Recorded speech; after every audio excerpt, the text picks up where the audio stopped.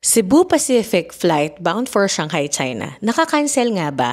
Hi guys! My name is Mommy Joyce and I love traveling with my toddler. Flight nga namin ngayon papuntang Shanghai, China. From Pampanga to NAIA Terminal 3 ay nagpahatid na nga kami sa pinsan ko. 9 hours before flight ay nandito na kami dahil takot kaming maiwan ng eroplano. Char! Pagdating na nga namin ay nagbayad na kami ng travel tax which is 1,620 pesos and 810 naman sa anak ko. Pumila kami sa may priority lane pero medyo natagalan pa din kami. Hindi na nga pala winnie yung mga hand carry luggages namin. Ito nga pala yung tinanong ng immigration officer sa akin, screenshot nyo na lang for your future reference. One reason din kaya maaga kami is para masulit ang free airport lounge. I made a separate video about this so check nyo na lang.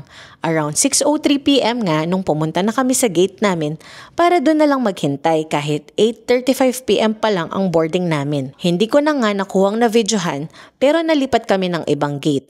So please be aware sa mga gantong announcement. From Manila to Shanghai, travel time is 3 hours and 15 minutes.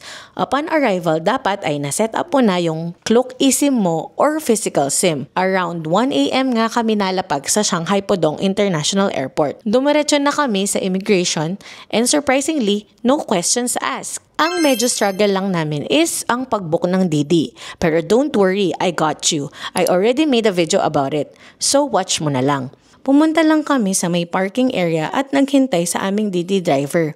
Beware na lang sa mga makukulit na driver na sasalubong sa inyo. Follow me and join my community on Facebook for more China DIY budget travel tips. Bye!